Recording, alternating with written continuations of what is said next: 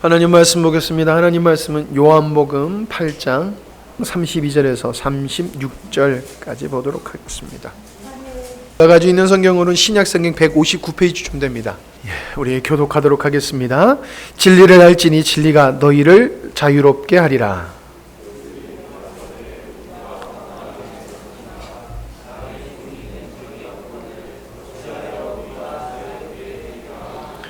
예수께서 대답하시되 진실로 진실로 너희에게 이르노니 죄를 범하는 자마다 죄의 종이라.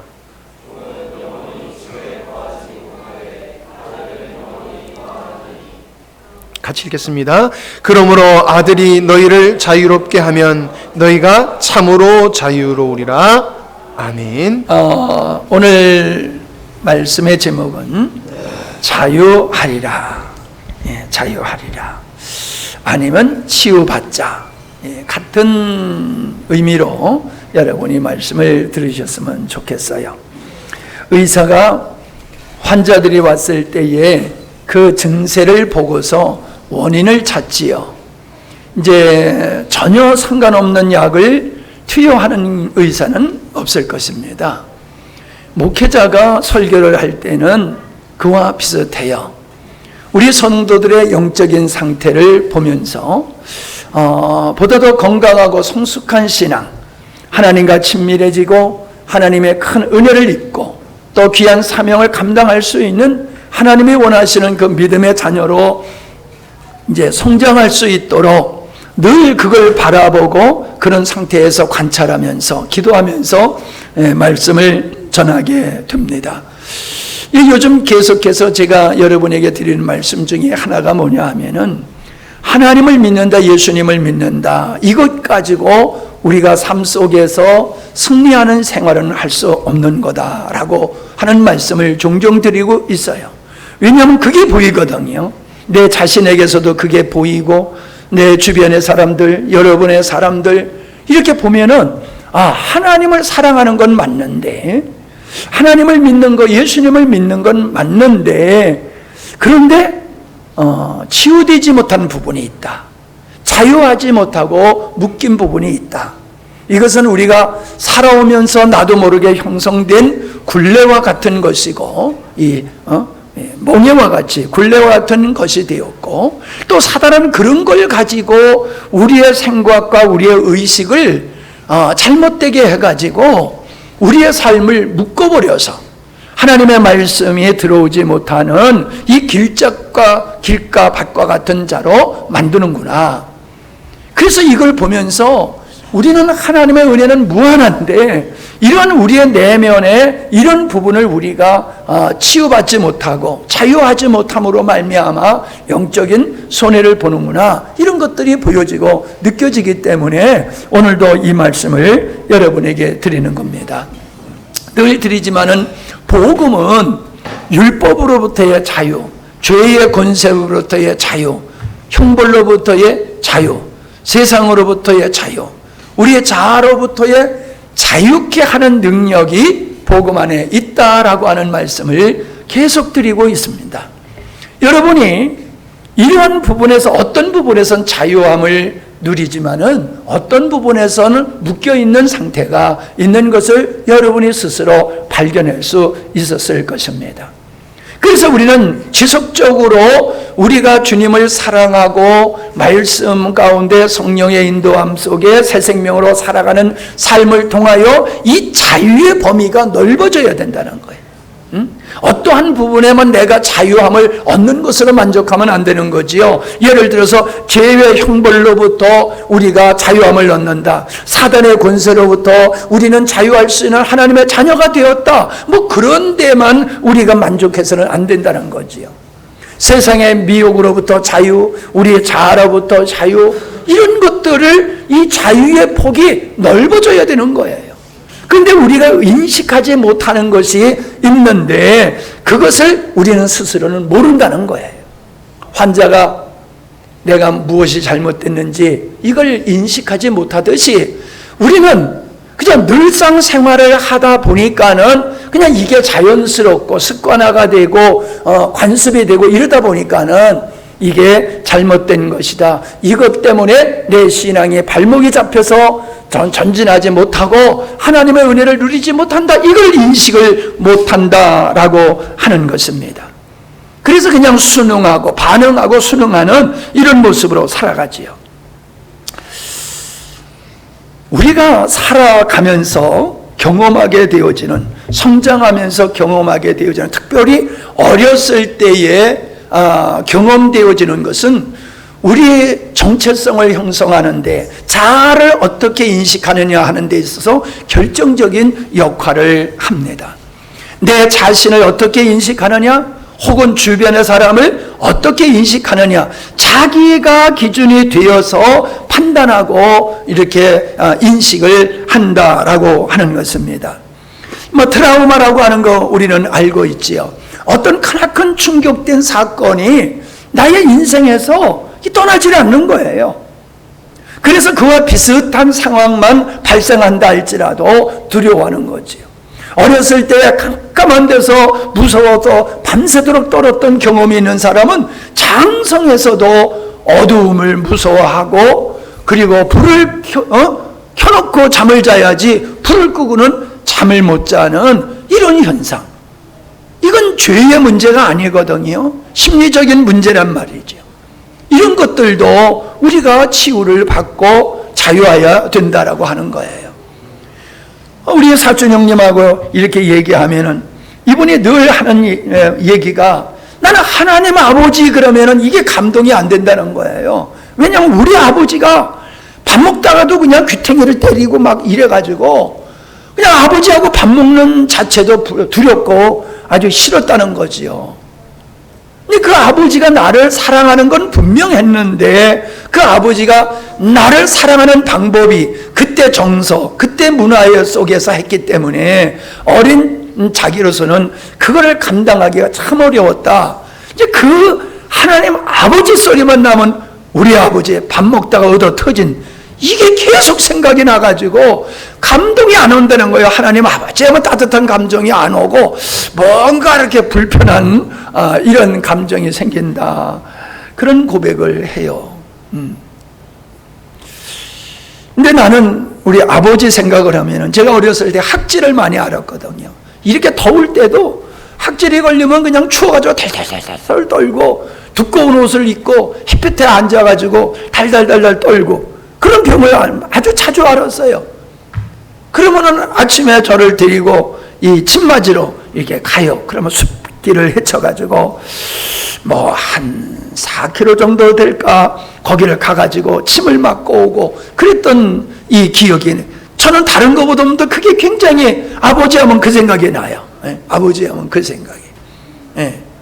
아버지가 나를 이렇게 따뜻하게 사랑하는 것을 못 느꼈어요. 근데 내가 군대 갔을 때에 아버지가 나를 보고 우는 모습을 보면서, 참 아버지가 나를 많이 사랑하셨구나. 그게 느껴져요. 그 생각이 이렇게 나거든요.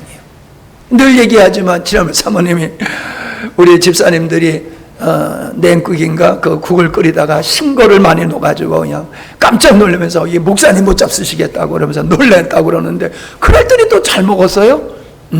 신걸 내가 못 먹는 이유 늘 얘기하죠. 하여튼 아팠다 하면 할머니가 데려가지고 생식초를 그냥 한 사발씩 먹게 하니까, 그 어렸을 때 장성에서도 식초를 잘못 먹는데 이게 애를 갖다가 생식초를 그냥 그렇게 먹여놓으니까 하여튼 신냄새만 맡으면 내가 아주 기절을 할 정도라고. 우리가 살아오면서 환경, 관계 이런 속에서 우리는 두 가지의 경험을 해요. 사랑의 경험, 아니면은 상처가 되는 경험을 우리는 하면서 성장해서, 그 사랑의 경험은 우리로 하여금 자기 자신에 대한 긍정적인 자아인식을 하게 되게 하는 요인이 되어지고, 상처가 되었던 경험들은 우리의 자신을, 그리고 다른 사람을 향해서, 타인을 향해서 부정적인 인식을 갖게 되는 요소가 된다라고 하는 겁니다. 이건 내가 의도적으로 하고 안 하고와 상관없어요. 그냥 그렇게 되게 되어 있습니다. 사람의 심리가 그렇게 되어 있다는 것이지요. 우리가 칭찬을 많이 받은 사람은 자존감이 높아요. 칭찬을 많이 받지 못한 사람은 자존감이 얕아요. 그래서 누가 모르지 않아도 스스로가 위축되고 오그라들고 다른 사람의 눈치를 보게 되어지고, 그런 모습이 바로 그것이 어릴 때의 환경이 그의 자기 자아에 대한 정체성과 인식의 요인이 된다라고 하는 것이지요. 사람들은 자기 자신에 대해서 어떻게 내가 나를 어떻게 보느냐, 이건 사람들이 별로 생각을 안 해요. 우리나라의 문화는 체면 문화잖아요. 응? 사람들이 나를 어떻게 보는가, 특별히 가까운 사람일수록 저 사람이 나를 어떻게 보는가, 또 내가 사랑하고 존경하는 사람이 나를 어떻게 보는가, 이런 거에 대해서 엄청 신경을 써요. 이제 이혜진 사모가 둘째 딸이 그런 사람 중에 한 사람이에요. 어떻게든지 아빠의 그 비율을 건드리지 않고 아빠가 좋아하려고 하는 그런 일에 힘쓰고, 너무 지나치게 스스로 그러다 보니까는 스스로 힘들어하고 어려워하는 그런 부분들을 어렸을 적에 많이 봤습니다. 뭐 지금도 좋은 일 있으면 전화를 자주 하지만은 힘든 일 있으면 전화를 안 해요. 왜요? 불편해하고 힘들어할까봐. 근데 부모 자식이라고 하는 거는 좋을 때만이 아니라 힘들 때도 함께 가야 되는 거잖아요. 그런데 그 마음속에 그런 어릴 때서부터 아버지를 기쁘게 하고자 하는 그 마음이 그냥 굳어져 가지고 힘들 때 아빠 엄마한테 위로받아야 될 상황 속에서도 안 한단 말이에요. 안 해요. 그게 효도 같기도 하지만은 어찌 보면은 스스로가 묶여있는 모습이다, 그렇게도 볼 수 있다라고 하는 것입니다. 무엇보다도 중요한 것은 내가 나를 어떻게 보느냐가 굉장히 중요한 거예요. 다른 사람이 나를 어떻게 보든지 내가 나를 인식하는 게 그게 나예요. 근데 우리는 다른 사람이 나를 보는 거에 대해서 너무 지나치게 인식을 하다 보니까는 내 삶을 사는 게 아니라 다른 사람에 맞춰서 살려고 하는 이런 잘못된 삶의 방식이 또 형성되어지기도 한다는 거지요. 이런 게 치유받아야 될 것이죠. 이런 게 자유함을 받아야 될 것이다 하는 거예요. 나는 내 자신을 어떻게 보느냐 보담도 더 나아가서는 하나님이 나를 어떻게 보시느냐, 이게 더 중요하다고 생각을 합니다. 내가 나를 보잘것 없는 존재로 인식하고 살아왔다 할지라도 하나님의 사랑을 깊이 인식하게 되어지면 이게 자존감이 높아져요. 낮은 자존감의 치유가 돼요. 나는 아무것도 할 수 없어, 나는 보잘것 없어, 이거는 사단이 주는 생각이에요. 근데 하나님의 사랑을 인식하게 되어지면은 참 감사하다, 그래 나는 보잘것없는 존재인데 하나님이 이러한 나를 자녀로 삼으시고 변함없이 사랑하신다는 게 이게 내가 얼마나 행복한 존재냐, 이러한 마음이 이렇게 자기의 그 마음의 눌린 부분으로부터 자유케 하고 상처를 치유받게 된다라고 하는 것입니다. 여러분,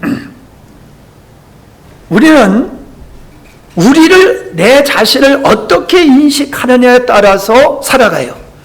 자, 내가 능력이 있으면은 내가 능력 있는 것만큼 살아가요. 근데 내가 능력이 없게 됐다라고 하면은 그런 무모한 데 도전을 안 하지요.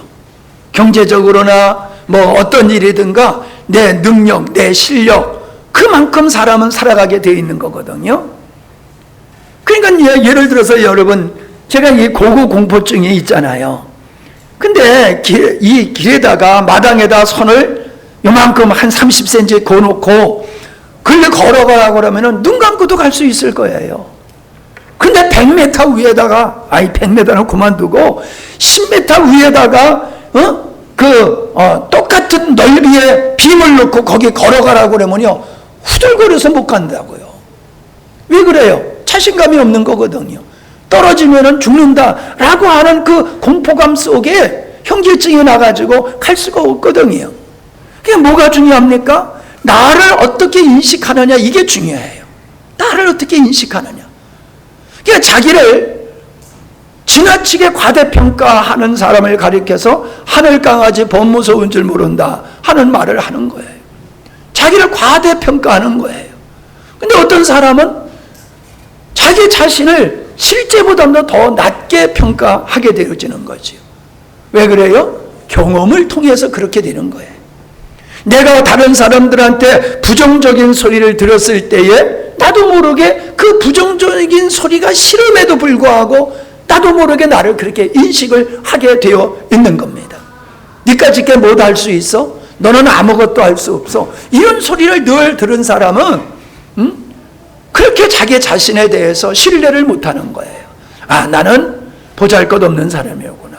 나는 아무것도 할 수 있는 존재가 못 되구나. 그렇게 자기 자신을 비하시키는 이러한 자리에 있게 되어진다라고 하는 거지요.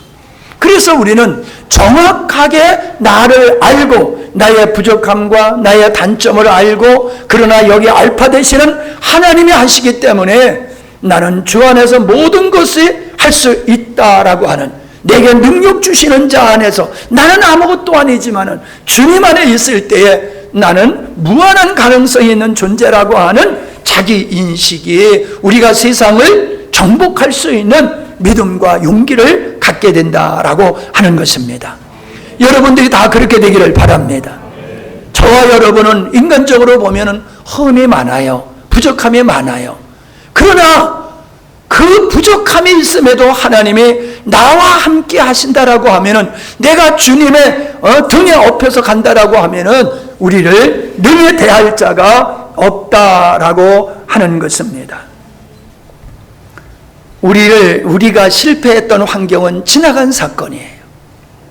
내가 연약해서 넘어졌었다라고 하면 그 사람도 옛사람이에요. 내가 아니에요. 지금의 내가.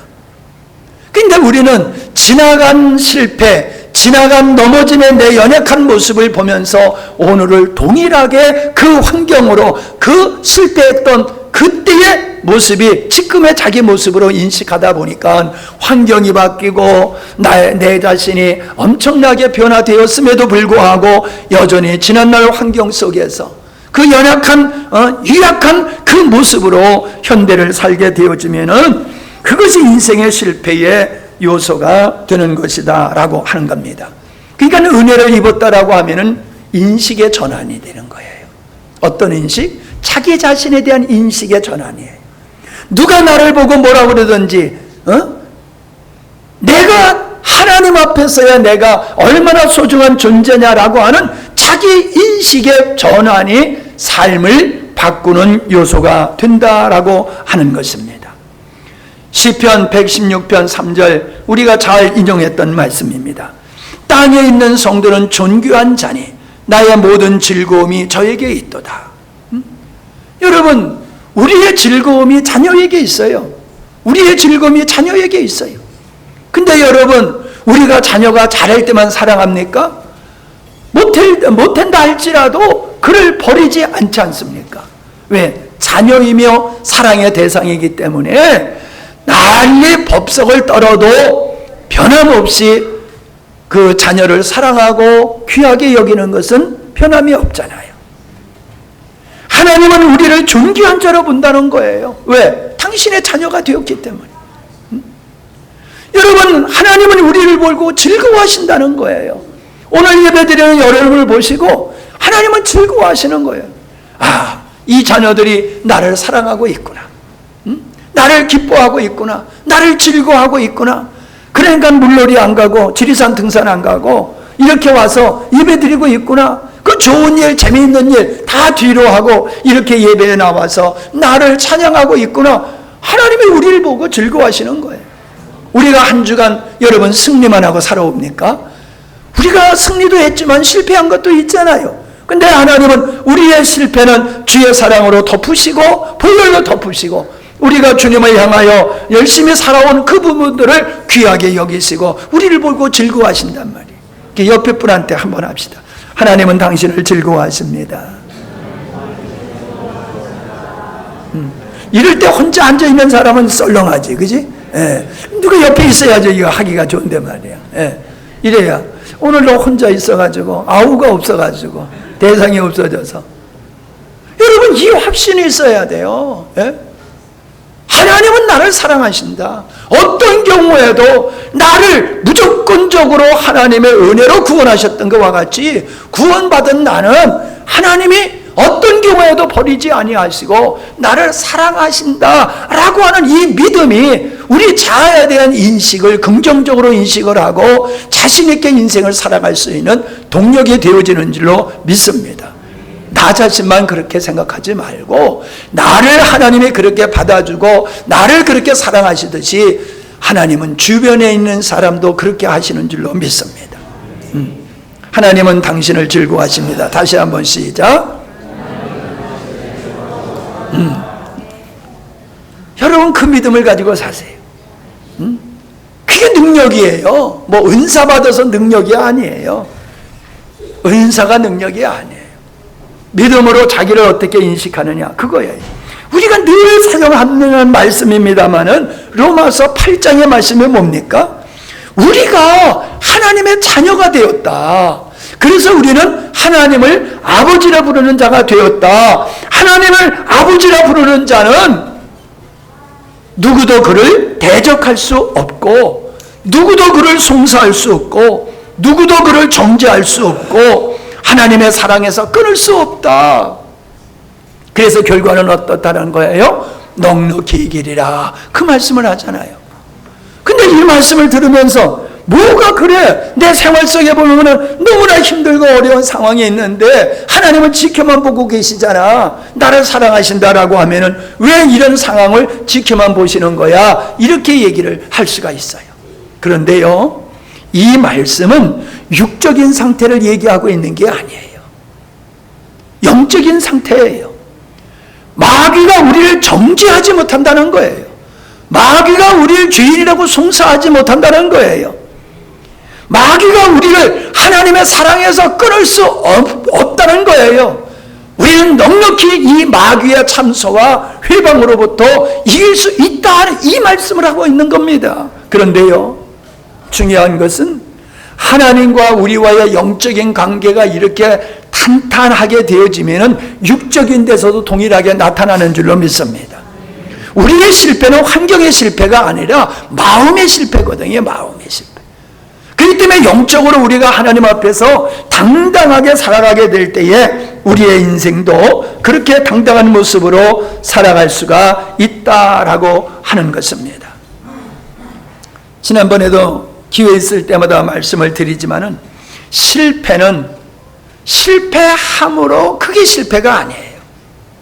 사람들의 삶을 보면요, 실패했어도 또 도전하고 실패하고도 또 도전하고 실패하고도 또 도전하고 링컨이 그 많은 선거에서 떨어져도 또 도전하고 도전하고 그래가지고 결국은 대통령이 돼가지고 노예들을 해방하는 엄청난 일을 했잖아요. 그분의 인생에 살아온 여정이 맨날 승리만 하고 온 게 아니란 말이지요. 정말 어렸을 때는 찢어지게 가난한 환경에서 자랐고 그 어려운 환경에서 자랐고 계속 선거에 떨어졌지만은 그는 나는 틀렸어 이런 생각을 안 한 거예요. 계속 도전한 거예요. 그러니까 실패를 했어도 사실은 실패를 안 한 거거든요. 근데 어떤 사람은 한 번 낙방하면은 아이고 이제 틀렸어 그리고 포기해버린단 말이에요. 하다가 이제는 틀렸어 나는 이제 안 될 거야 그리고 포기하는 그 순간, 내가 포기하는 그 순간 그게 실패예요. 아무리 실패했어도 거기에 굴하지 아니하고 일어서는 사람은 실패한 사람이 아니에요. 패배한 사람이 아니에요. 홍수환 선수가 권투를 하다가 완전히 그냥 누가 보더라도 저 사람 다 패한 사람이야. 다운을 몇 번씩 당고 그냥 KO 직전까지 몇 번씩 갔단 말이야. 그러니까 저 사람 다 틀렸어 그렇게 생각했지만 본인은 아니었다는 거예요. 그렇게 얻어맞고 다운을 몇 번씩 당해도 나는 아직 패하지 않았어. 그래서 역전시키잖아요. 사업도 그렇게 역전시키고 인생도 그렇게 역전시키는 사람들이 있잖아요. 내가 이렇게 처음에는 이런저런으로 내가 실패 인생을 살았지만은 내가 포기할 수 없다 이렇게 마음을 갖고 길을 찾다가 하나님 만남으로 말미암아 이게 인생의 길이로구나 이걸 발견하고 인생을 새롭게 살아가는 사람들이 얼마나 많으냐 말이에요. 지난날에 내가 얼마나 허물이 많고 연약한지 그건 중요한 게 아니에요. 목사님은 그런 허물 없습니까? 저도 그런 허물이 있어요. 부끄러운 과거가 있어요. 그러나 그거를 딛고 그걸 극복하고 나아갈 때에 우리는 새로운 변화된 내 자신을 보게 될 줄로 믿습니다. 나는 포기해도 하나님이 나를 포기하지 아니하시면 나는 기회가 있는 거예요. 아멘? 내가 포기하면 안 돼요. 근데 하나님이 나를 포기하지 않는 것도 중요하지만 하나님이 나를 포기하면 끝장인데 하나님이 나를 포기하지 아니하신다는 거예요. 중요한 것은 내가 나를 포기하면요, 그때가 실패일 뿐만 아니라 내가 나를 포기하면은 그때서부터는 하나님 손길도 어찌할 수 없어요. 하나님은 일어서고자 하는 자를 세우시지 스스로 넘어지는 자, 스스로 넘는 자를 세우시는 분이 아니다라고 하는 것입니다. 여러분, 포기는요, 자기 자신에 대한 신뢰를 상실하는 거예요. 뭐라고요? 자기 자신에 대한 신뢰를 포기하는 거예요. 너는 틀렸어. 나는 틀렸어. 이게 실패의 원인이다라고 하는 거예요. 포기가. 여러분, 시험을 한번 잘못 쳤다고 그 다음 시험 포기합니까? 어때요? 시험 잘못 치면 그 다음에 더 열심히 해요? 아주 그냥 포기하고 말아요? 대부분의 사람은 더 열심히 해요. 만회하려고. 근데 인생을 포기한 사람은 영향을 안 받아. 포기해도 점수가 없어도 그만 신경을 안 써. 그건 왜? 포기했기 때문에 그래요. 이미 포기했기 때문에.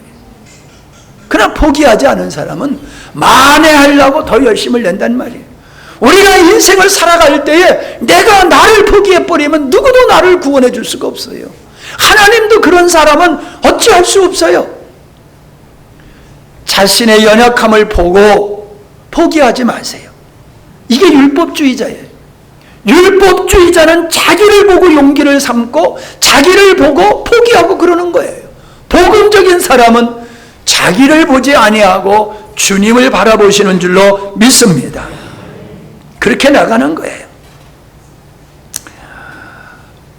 안 되는 원인은 여러분, 그게 무엇이든지 마찬가지예요. 실력이 안 올라가는 것도 그렇고요, 경제적으로도 그렇고요, 사람과의 관계도 그렇고요, 건강에도 그렇고요, 믿음에도 그렇고요.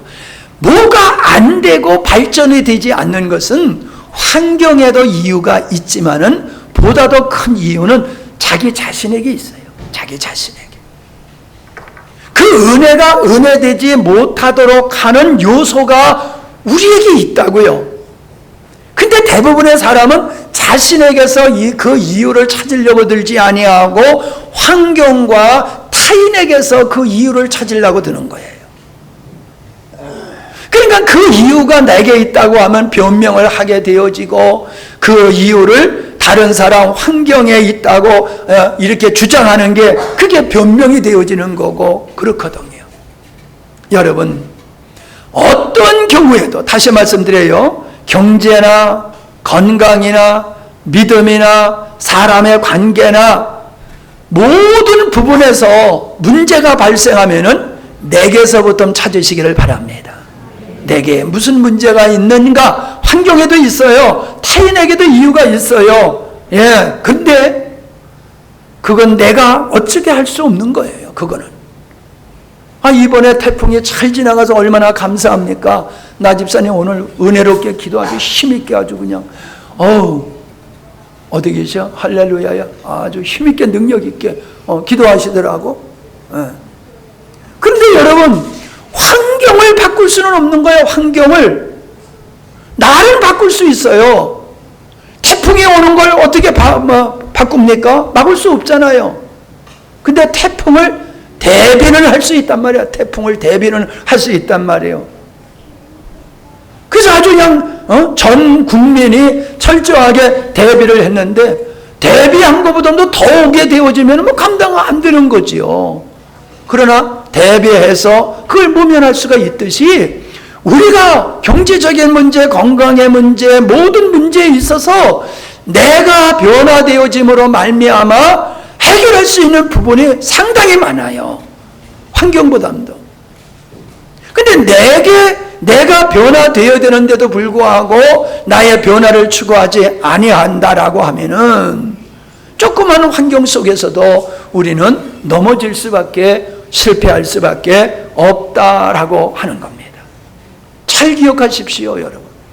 여러분, 실패하는 인생을 사는 사람들 보면은 그 사람이 아무리 인격적으로 착하고 선하고 참 마음씨 좋은 사람이라 할지라도 그런 의식을 가지고 자기 자아에 대한 부정적인 인식과 이런 어떤 사건에 대해서 생각하는 것이 잘못된 사람은 인생을 실패할 수밖에 없다라고 하는 겁니다.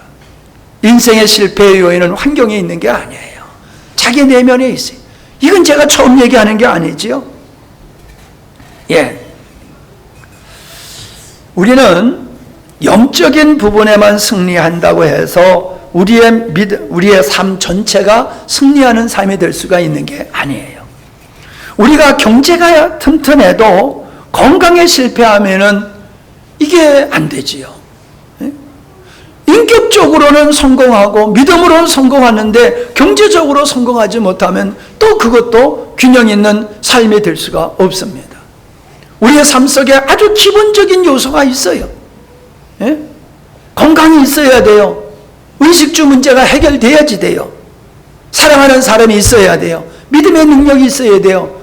지정의가 균등하게 되어지듯이 우리의 삶 속에서도 하나님의 우리가 기본적으로 누려야 할 것들이 건강하게 형성돼야지 어떤 부분에서 펑크가 나버리면은 그 펑크난 것 때문에 우리의 삶이 균형 있는 능력 있는 삶을 살지 못하는 거다라고 하는 거예요. 그러니까 여러분, 내 자신에 대해서 아름다운 부분이 있다고 모든 부분에서 완벽한 건 아니라는 거예요. 내가 인격적으로는 아름다울지 모르지만은 경제적인 상태에 있어서는 내가 잘못된 경제관을 가지고 있어가지고 경제적으로 어렵고 사업을 실패할 수도 있는 거예요. 그냥 어떤 것이 좋다고 해서 다 좋다 이렇게 하면 그 사람은요 성공의 인생을 살기가 힘들어요. 내가 아름답고 감사한 것이 있을 뿐만 아니라 치명적으로 나에게 실패의 요소가 되는 그런 요소가 있는가를 늘 살피고 다른 사람의 부정적인 모습을 보면서 저게 잘못됐다고 얘기할 게 아니라 저 사람의 부정적인 요소가 있는가 같이 내게는 어떤 부정적인 요소가 있는가, 저 사람이 고침받아야 되고 자유함을 받아야 될 부분이 있다라고 하면 나에게는 어떤 부분이 있을까? 그거를 우리가 생각을 해야 된단 말이에요. 그리고 그걸 찾아내는 거, 이게 겸손이에요. 이게 은혜를 입을 수 있는 자세다라고 하는 것입니다. 아무리 생각해봐도 제가 인생을 살면서 보면서 깨닫는 것이 뭐냐 하면은 능력이 없어서 실패하는 것보다는 잘못된 인식에 의해서 실패하는 경우가 훨씬 많더라라고 하는 거예요. 능력이 없으면요, 능력 많고 살면 돼요. 근데 잘못된 자아에 대한 인식, 그러면은 자기 능력만큼 못 살아요. 그러니까는 능력이 있으면서도 뭘 할 수가 없는 거지요. 그러니까 실패하게 되는 거예요. 우리는 다른 타인과의 관계 속에서도 동일합니다. 다른 사람의 부정적인 연약함을 우리가 긍휼히 여기는 마음을 가지게 되어지면은 극복이 되는 거예요. 근데 긍휼히 여기는 마음을 갖지 못하면은 관계가 발전하지 못해요. 자비와 긍휼에 대한 얘기를 제가 지난번에 한 적이 기억나시는지 모르겠어요. 했는데 경찰관이 이번에 유튜브를 보니까 그게 있더라고요. 신고가 들어왔어요. 어떤 사람의 매장에서 물건을 몸속에다 자꾸 이렇게 집어넣고 훔쳐가려고 몸속에 집어넣는다고 경찰한테 신고가 와가지고 경찰이 왔어요. 와서 그 사람을 붙들고 당신 여기서 물건을 이렇게 훔치려고 하지 않았느냐, 지금 자수하라. 처음에는 아니라고 그래요. 그러니까 다시 한번 얘기하지만은 마지막 기회다. 당신이 죄를 잡아오고 하면은 용서해 주겠다.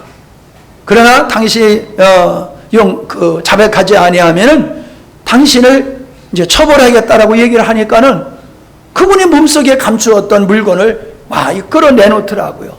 그러면서 눈물을 흘리면서 잘못했다고. 내가 너무 배가 고파서, 노숙자예요 이 사람이. 너무 배가 고파서 내가 이렇게 물건을 도둑질을 했노라고. 그러니까 그분이 그분을 이렇게 품어주면서 용서를 해주면서 그 사람이 이렇게 훔쳤던 물건의 값을 다 지불해 주는 거예요. 대신 경관이. 그리고 그 물건을 가지고 가서 잘 먹으라고 그렇게 해주는 게 이게 방송에 타가지고 그 경관에 선한 경찰관으로 소문이 나가지고 승진을 하고 대박이 터졌어요. 그러니까 뭐예요? 죄를 용서해 주는 건 자비를 베푸는 거예요. 궁유를 베푸는 것은 한 걸음 더 나아가서 그 사람을 도와주는 거란 말이죠. 여러분, 우리가 이런 마음을 가지고 산다라고 하면은 우리와 이렇게 부딪힐 사람은 한 사람도 없습니다. 우리가 저 사람을 섬기고자 하는 건 사랑이고, 저 사람에게 내가 뭘 받고자 하는 건 율법적인 자세예요. 율법적인 것은 자꾸 타인에게 요구해요. 이렇게 해달라, 저렇게 해달라. 율법적인 자세는 계속 달라고만 해.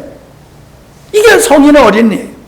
성장하서도 항상 주변의 사람에게 자기가 원하는 걸 달라고 하는 의식을 가지고 사는 사람은 어린아이가 항상 자기 중심으로 모든 사람이 자기를 위해서 아무리 엄마 아빠가 힘들어도 자기가 원하는 건 다 들어줘야 되는 이런 철없는 이런 모습과 같이 성장해서도 모든 주변의 사람에게 나에게 맞춰서 내가 원하는 것을 내가 만족하도록 해주기를 바라는 것, 이게 성인 아이다라고 하는 것입니다. 그래서 우리가 중요한 게 뭡니까? 하나님의 사랑을 깨닫는 것, 그리고 하나님의 사랑으로 내가 자유케 하고 치유받고 충만케 되어지면은 달라고 하는 자세가 아니라 베푸는 삶이 되어지는 줄로 믿습니다. 베푸는 삶이 되는 거예요, 그때부터. 내가 마음속에 섭섭함이 생긴다라고 하는 것은 다른 거 아니에요. 내가 원하는 것만큼 충족되지 않을 때에 사람은 섭섭한 감정이 드는 것이거든요. 그 섭섭한 감정이 조금 더 발전하게 되어지면은 원망으로 가게 되어지더라라고 하는 겁니다. 분노는 타인을 향한 공격적인 반응이에요. 좌절과 포기는 자기 자신을 향해서 공격하는 거예요. 증오는 자신을 파괴하는 독이 되는 것이고, 사랑은 자비와 국물로 치유하는 약이 되어지는 거다라고 하는 것입니다. 여러분, 원망은 자신에 대한 원망과 타인에 대한 원망, 이 두 가지가 있다라고 하는 겁니다. 이 원망은 뭐가 자라서 원망이 되는 줄 아세요? 불만이 자라서 원망이 되는 겁니다. 처음에는 불만하다가 나중에는 원망으로 바뀌는 거예요. 원망으로. 이런 원망은 사람과의 관계나 하나님과의 관계나 똑같습니다. 사람을 향해서도 내가 요구하는 대로 이루어지지 아니하면 불만하다가 원망이 되듯이, 하나님을 향해서도 내가 원하는 걸 구하는데 하나님이 안 들어주시면 하나님을 향하여 불만하다가 나중엔 하나님을 향하여 원망하게 되어지고 하나님을 멀리하게 되어지는 결과를 낳게 되는 것이다 하는 것이지. 아담이 왜 범죄했느냐라고 하나님께서 물으셨을 때, 하나님이 만드신 저 하와 때문에 내가 선악과를 따먹지 않았습니까? 하와는 하나님이 만드신 뱀이 나를 꼬셔서 먹지 않았습니까? 하나님을 원하고 타인을 원망하는 거예요. 내 스스로가 따먹었음에도 불구하고, 내가 자유의지로 내가 범죄했음에도 불구하고 그 원인을 다른 사람에게 돌리는 이러한 자세는 신앙에도 그대로 적용하게 된다. 그 여러분, 우리가 이렇게 살다 보면은 그런 이제 참 나쁜 이야기인데, 부모님들이 자녀를 향해서 그런 말을 하시는 분들이 있어요. 네가 안 태어났으면은 내가 이렇게 고생 안 했을 텐데, 네가 태어나서 내가 이렇게 힘들어, 뭐 이런 아주 나쁜 말을 하시는 분들이 있거든요. 너 때문에 내가 불행하게 됐어. 너를 만난 후로부터 내 인생은 꼬이게 됐어. 그래서 자기의 어떠한 불행을 어떤 사람에게, 가족에게 이렇게 전가함으로 말미암아 아주 크나큰 상처를 주는 경우들이 있음을 우리가 보게 되어집니다. 이런 원망은 살리는 게 아니에요. 사람을 살리는 게 아니라 사람을 죽이는 거예요. 예? 여러분, 나는 그런 거 없어. 우리 다 지금 그렇게 생각하고 있으시죠? 여기 있는 여러분. 나는 그렇게 사람을 좌절에 빠뜨리게 하고 있지 않아. 이렇게 생각하시고 계실 거예요. 아니에요. 있어요. 우리에게도 있어요. 내게도 있어요. 이걸 우리가 찾아내야 되고, 그 원인이 있다라고 하면 그가 원인이 아니라 내가 원인이다, 내 탓이요 라고 돌려야 된다는 것입니다. 성숙이라는 말은, 원망이라는 말은 자신의 책임을 지지 않으려고 하는 거예요. 원망은 나에게는 책임이 없어, 이런 자세예요. 성숙이라고 하는 거는요, 어린아이와는 반대의 모습이에요. 성숙은 다른 사람을 배려해요. 다른 사람을 배려하는 자세가 성숙한 모습이다라고 하는 것입니다. 여러분, 제가 지난번에 계속 말씀드렸지만은, 내가 누구에게 불만이 있다고 하면은 그에게 100%를 요구하고 있는 거예요. 100%를 요구하고 있는 거예요. 내게 대해서도 불만이 있어. 내게 대해서도 원망이 있어. 그건 뭐예요? 나를 향해서 내가 원하는 100%짜리가 되기를 원하는 거예요. 근데 안 돼. 그러니까 자신을 원망해. 자신을 원망해. 이렇게 일을 잘하고 싶은데, 이렇게 점수를 잘 받고 싶은데, 이게 내가 안 돼. 그러니까 자신을 원망해요. 타인을 원망하고. 원망해서 되어지는 일은 절대로 일어나지를 않는다. 이 율법적인 자세가 100%를 요구함으로 말미암아 문제를 더 확대시키고 있는 것이다 라고 하는 것이지요. 사람은 살아가면서 여러 가지의 그 불행과 불만과 원망의 요소가 있지만은 그 환경 때문에 실패하는 것이 아니라 우리가 그러한 문제들을 어떻게 반응하느냐에 달려서 우리가 성공할 수도 있고 실패할 수도 있다라고 하는 것입니다. 제가 인생을 살아오면서 여러분이 같이 이렇게 평생 살아왔기 때문에 제가 걸어오면서 경험했던 그 아픔을 보았기도 하고 여러분이 들어서 다 잘 아실 겁니다. 이렇게 얘기하면 여러분은 아니라고 그럴지 모르지만은 여기 있는 여러분보다도 제가 더 많은 고난을 겪은 것 같아요. 여러모로 봤을 때에 여러분이 경험한 경제적인 것이라든가 건강의 문제라든가 등등 그 고난, 인생을 정말로 좌절하고 포기할 수밖에 없는 그런 힘든 일들을 제가 여러분보다 더 많이 경험한 것 같아요. 우선은 여기 몇몇 분은 아니지만은 인생을 내가 여러분보다 더 많이 살았잖아요. 그러니까 더 많이 경험할 수밖에 없는 것이고, 하나님은 나를 참 연약한 나를 불러서 당신의 종으로 쓰기 위해서 혹독하게 하나님의 나를 훈련하셨기 때문에 나는 특수 훈련 받은 사람이라 여러분이 경험하지 못할 훈련을 나는 받았거든요. 그 힘들고 어려운 여정들이 내가 믿음으로 반응했기 때문에 축복의 기회가 되었다는 거예요. 저는 이거를 뼈저리게 내가 살아오면서 경험했기 때문에 상담 오시는 분들한테 또 설교할 때마다 제가 계속 강조하는 게 그거예요. 실패 없는 사람 없다. 어려움 없는 사람 없다. 다 우리는 실패가 있고 어려움이 있고 그냥 손 놓고 싶은 이런 환경들이 다 있다. 그러나 우리가 믿음으로 반응하면은 관계가 회복되어지고 환경이 바뀌어진다. 그런 예를 제가 힘있게 하고 있습니다. 길을 갈 때에 큰 바위가 있으면 어떻게 해야 됩니까? 근데 산사태가 나가지고 큰 바위가 있으면 어떻게 해야 돼요? 치워야지요. 그거 있다고 뒤돌아가면 되겠어요? 그걸 치우고 가는 거예요. 우리 앞에 여러 가지 문제가 있으면 그거 가지고 뭐 그냥 큰일 났네 난리가 떨고 있으면 안 돼요. 그러지 말고 차에서 내려서 치우는 거예요. 여러분도 여기 오다 보면은 요 입구에 돌이 떨어져 있는 봄에 많이 그런 일이 있잖아요. 얼었다 녹았다 하다 보면. 그럼 어떻게 해요? 그거 치우고 오시잖아요. 누가 치우지 않아도. 왜? 내가 가야 할 길이니까. 마찬가지예요. 인생은 우리가 가야 할 길은 정해져 있어요. 그 길을 가는데 순탄함만 있는 게 아니에요. 고난이 있어요.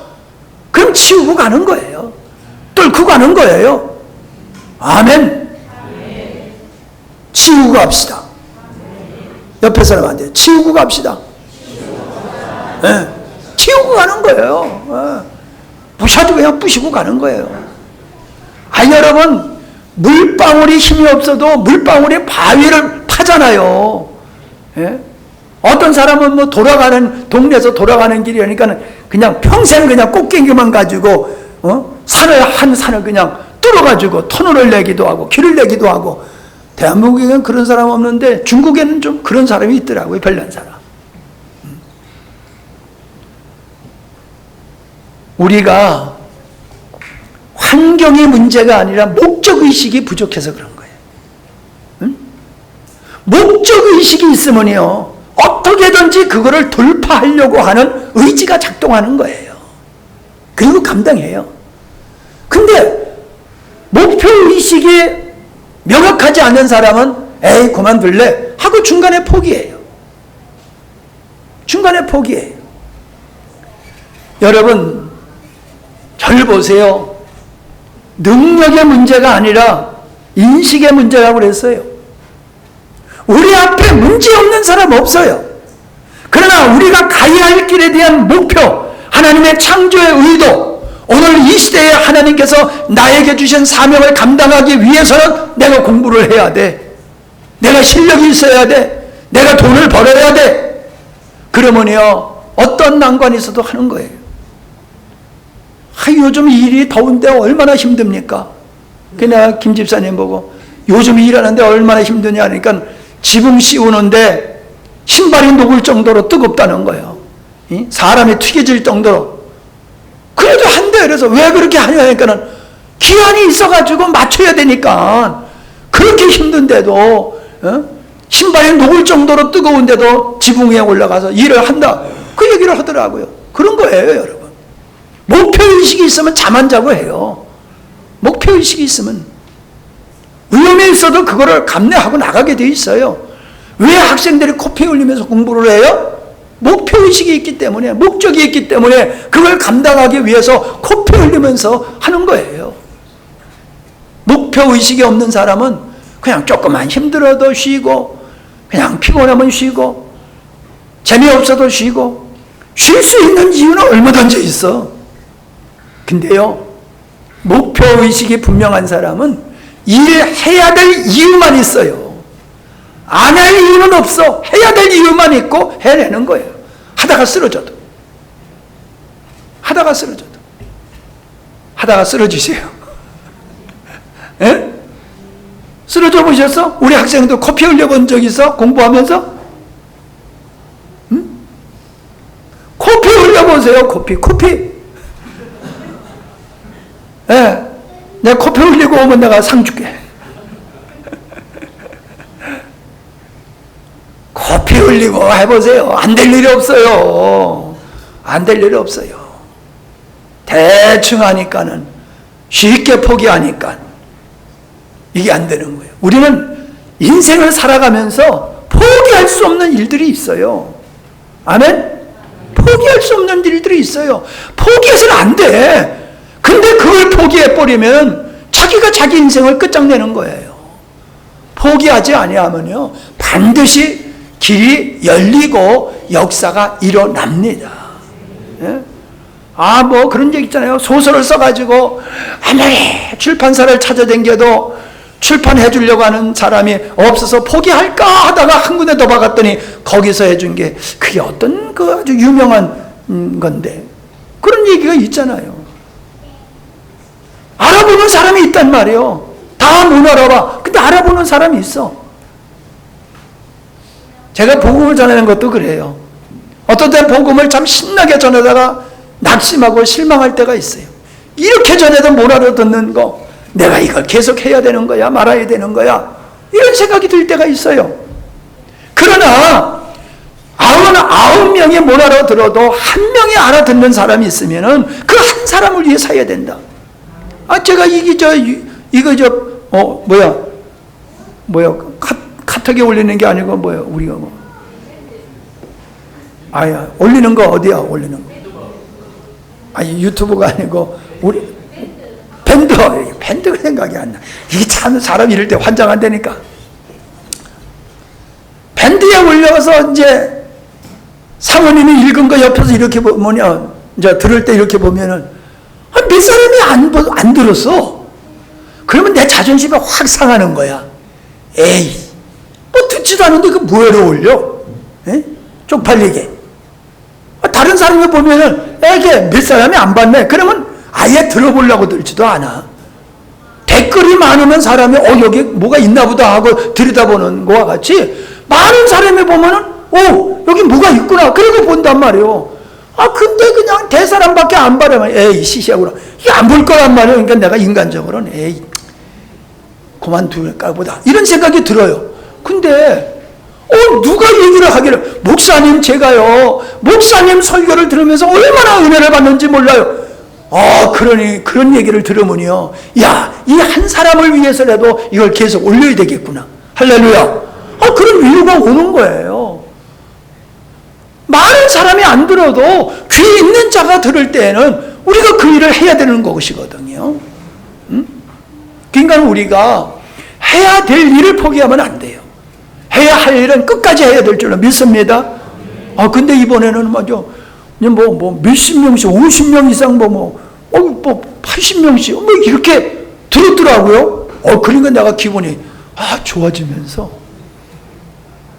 행복하더라고. 그러니까 여러분 나를 위해서도 좀 들어봐. 들었으니까 하지 말고 목사님 격려하려고 좀 한 번씩 좀 클릭 좀 해줘. 유튜브 하면서 그러잖아요. 다 구독 한번 눌러주시고, 좋아요 한번 눌러주시고, 그리고 들으세요 그러잖아. 아주 한 번씩 눌러주세요. 아멘 하는 사람은 부러지나라. 여러분 이게 사람이 사는 게 그런 거예요. 여러분 아멘 하면요 목사님이요 설교에 힘이 나요. 성도들이 은혜 받는구나. 근데 아멘 안 하고 많이 있으면 내가 설교를 잘못하나? 이래가지고 겁이 나요. 응? 그러니까 뭘 잘해야 돼? 은혜가 안 돼도 아멘을 잘해야 돼. 아멘 잘하세요. 맨 앞에만 앉아있지 말고 깜짝이야. 아멘을 잘해냈지 이제 놀래라고 그랬어. 아멘을 잘하세요. 그래서 서로를 살리는 일이다 이 말입니다. 자, 이제 말씀을 마치고자 합니다. 우리가 자유해야 할 것은 여태까지 여러분에게 드렸던 그런 것만이 아니라 우리의 과거에 형성되었던 상처, 부정적인 자아인식을 유발하는 이런 것들로부터도 치유되어지고 자유되어야 될 줄로 믿습니다. 그래서 우리는 주님을 바라보는 믿음으로 우리 자신에 대한 무한한 가능성을 믿고 우리가 새로운 역사를 만들어가는 주역들이 되시기를 바랍니다. 교수가 되세요. 교수. 우리 학생들 지금 대학생들 6명인데 6명 교수가 다 됐으면 좋겠어. 아멘 안 해. 이렇게 축복해 주세요, 위로해 주세요 그러면서도 해줘도 없고 이러고 있는 거 재미없어요. 여러분 자식들 이제 생각났네. 대학생들은 책 한 권씩 목사님이 주는 거 가지고 가세요. 18,000원짜리야. 말이 꼬이네. 18,000원짜리 책인데 요거 읽고 주변의 사람에게 줄 때에 자기 이름을 뒤에다가 꼭 쓰세요. 그리고 읽어본 사람은 자기 이름을 뒤에다 꼭 쓰고 또 딴 사람에게, 그리고 그 책이 마르고 닳도록 많은 사람이 읽을 수 있도록 100번까지 읽은 다음에 나한테 가져오라고 그럴까? 그러면 누가 읽었는지 알 거 아니야, 그지? 거기 이름 없는 사람은 안 읽었을 거 아니야. 그 사람들은 꿈밤 한 대씩 꼭 읽고 서로 돌아보면서 좋은 정보로 함께 나눴으면 좋겠습니다. 하나님은 여러분 사랑하십니다.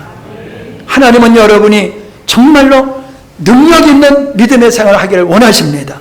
저도 여러분을 그렇게 사랑하고 그런 소원을 가지고 목회를 하고 있어요. 여러분이 자유하시고 치유받는 은혜 속에서 승리하시기를 바랍니다. 아멘. 하나님 감사합니다.